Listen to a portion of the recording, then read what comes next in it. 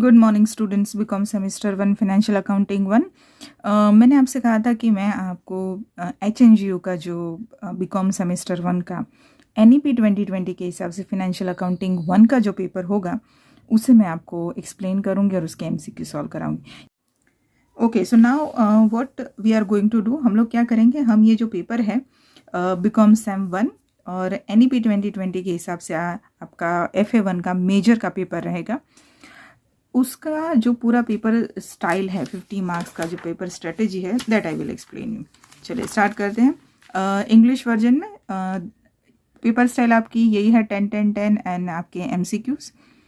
मैं ये नहीं कहती कि इन्होंने जिस तरीके से पूछा है बिल्कुल वैसा आपका आएगा, ना ही मैं ये क्लेम करती हूँ कि जो थ्योरी है वही सेम टू सेम आएगी या जो सम्स जिस तरीके के उन्होंने फॉर्मेट दिया है वो आएगा। But this is just your understanding कि क्वेश्चन पेपर किस तरह से आएगा, क्योंकि आप पहले हैं जिनके साथ ये NEP 2020 का जो भी सिस्टम है वो सेट हो रहा है। To be very honest, you are on an experimental basis. आप एक प्रयोग के पहले जिसे कहते हैं ना सैंपल पीस है। चलिए, तो यहाँ पर उन्होंने क्या किया हुआ है, HNGU ने question 1 going concern concept and business entity concept 10 marks के पूछे हैं। उसके और में ऑप्शन में money measurement and cost concept पूछे हैं। एक चीज़ तय है, कोई भी यूनिट किसी के भी ऑप्शन में नहीं आएगा, उसी यूनिट के क्वेश्चन उसी यूनिट के सामने आएगा। यानी कि हमारा जो पहला चैप्टर है accounting concept, convention and principle, मैंने आपको टिक मार्क करवाए और जहाँ तक मुझे पता है ये चारों चार मैंने टिक करवाए हुए हैं। ये इंपॉर्टेंट वन है, इसे आप लर्न करके जाइए। आइडियली देखा जाए तो एक कंसेप्ट 5 मार्क्स में लिखना है। आपके साथ ऐसा भी हो सकता है कि एक कंसेप्ट 10 मार्क्स में पूछे, इट डिपेंड्स, राइट। हमेशा मार्क्स देखकर लेंथ डिसाइड करते हैं। चलिए, उसके बाद क्वेश्चन 2 है right general entries from the following transactions. 10 marks की जनरल एंट्री पूछी और टोटल 10 ट्रांजेक्शंस है, यानी हम ये कह सकते हैं कि 1 transaction 1 entry for 1 marks, right. उसके ऑप्शन में they will ask you again theory 10 marks की, write short note on rules of debit credit and write short note on cash book. ये दोनों ही मैंने आपको IMP में दिए हुए हैं, खास करके रूल्स ऑफ डेबिट क्रेडिट, ठीक है। Question number 3 that is your single entry. Go for single entry sums बिल्कुल करिए, क्योंकि वो आपके 10 मार्क्स आपको हाथों हाथ ला के देगा, ठीक है। उसके ऑप्शन में सिंगल एंट्री की ही थियोरी है, जिसमें forms of single entry and limitation of single entry, मैंने आपको डिफरेंस भी दिया हुआ है, तो वो आप एक बार डेफिनेटली पढ़ के जाइए।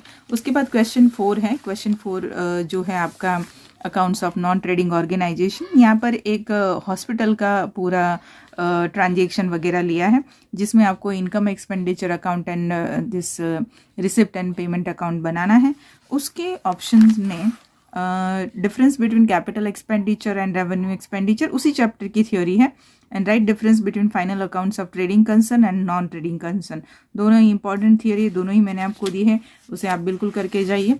तो हम ये कह सकते हैं कि HNGU ने जो पेपर सेट किया उसमें अगर आपका थियोरी पार्ट क्लियर है then you will not have any difficulty, and if you are good in single entry then go for the practical one. non profit organization में भी सेम ही advice करूँगी। once again I am saying this, I am not saying कि भाई ये ही same to same structure आपका follow होगा कि भी इसी तरह थियोरी आ जाएगी, इसी तरह सम आ जाएंगे, नहीं। This is just to explain you कि इस तरह से पेपर आपका हो सकता है। You have to make speed, आपका थोड़ा स्पीड होना ज़रूरी है इन सब केस में, ठीक है। अब हम बात करते हैं MCQ की। MCQ के अंदर सबसे पहला जो है right the correct option from the given option. 10 marks के MCQ, 10 MCQ पूछे हुए, मैं आपको सॉल्व करवा देती हूँ। Fix assets are depreciated according to which concept, going concern concept. Fix asset का जो डेप्रिशिएशन हम कैलकुलेट करते हैं वो किस बेस पर करते हैं, तो वो गोइंग कंसर्न कंसेप्ट पे करते हैं। मैंने आपको जितने भी कंसेप्ट पॉसिबल हुए एक्सप्लेन किए हैं, फिर मैं सम्स करवाने लगी, और भी बहुत सारी चीज़ें हैं। I am trying my best to put a video every day, but not हो नहीं रहा है, बट फिर भी जितना हो सके उतना आई एम ट्राइंग माई बेस्ट। तो आपको जो कंसेप्ट मैंने एक्सप्लेन किए हैं थ्योरी के, उससे सुन के फिर जाइए एग्जाम में।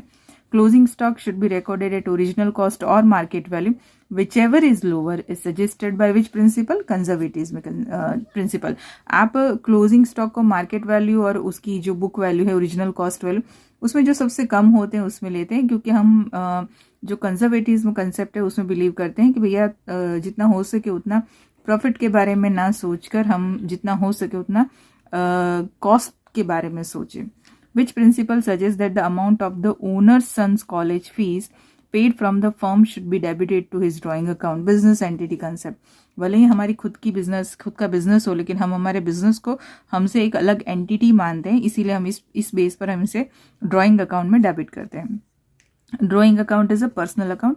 ये आप थियोरी में भी करके जो ऐसा कर सकते हैं कि आपको 8-10 अकाउंट के नाम दे दिए हो, ड्राइंग अकाउंट है, फिक्स असेट है, और पूछा हो कि भाई ये किस अकाउंट से बिलोंग करता है, personal account, real account, nominal account, which account. Interest on loan given is income account. आपने जो लोन है उस पर इंटरेस्ट जो होता है वो आपका कौन सा अकाउंट है, तो that is income account. Then which is the odd account from the following account in context to debit balance और क्रेडिट बैलेंस। क्रेडिटर्स जो है इन चारों में ऑड है, क्योंकि bills receivable cash and debtors has debit balance, only creditors has opening credit balance, right. Bad debt return is to be credited to which account? It should be credited to profit and loss account। ये मैं single entry का सम करवा रही थी, I think so, और उसमें मैंने ये पढ़ाते वक्त भी बोला हुआ कि BDR होता तो कौन सा BDR, तो bad debt reserve and bad debt return. और तब मैंने ये कहा था कि अगर बैड डेट रिटर्न होता है तो वो हम पेनल अकाउंट में क्रेडिट साइड लिखेंगे।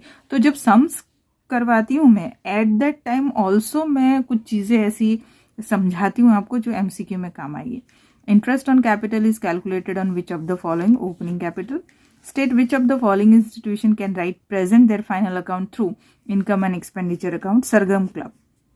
ये आपका नॉन ट्रेडिंग और नॉन प्रॉफिट ऑर्गेनाइजेशन के चैप्टर का MCQ है। The subscription received in advance during the accounting year will be treated as a liability। आपको इन एडवांस इनकम आती है तो हम उसे liability कंसिडर करते हैं। तो this all are your MCQ। मैंने सॉल्व करवाए आपको मैंने स्ट्रेटेजी एक्सप्लेन करी, what you have to do for your exam in case of Gujarat university और अदर यूनिवर्सिटी। थ्योरी और अकाउंट का बैलेंस बना के रखिए। आप देख सकते हैं कि थ्योरी का भी उतना ही इंपॉर्टेंस है जितना प्रैक्टिकल का है, ठीक है। चलिए तो फिर सॉल्व करिए। If you need my help, ask me. If you want to ask me anything, write down in comment box. The next video will be, I think, मैं आपको जो यूनिवर्सिटी ने गाइडलाइन दी है about ability enhancement, value based, और जो आपका skill enhancement जो courses है उसकी एग्जाम की, जो यूनिवर्सिटी रिटर्न एग्जाम नहीं लेने वाली उसकी गाइडलाइन दी है, वो मैं आपको एक्सप्लेन करूँगी, ठीक है। तो फिर मिलते हैं नेक्स्ट वीडियो में। Till then everyone, bye bye and best of luck.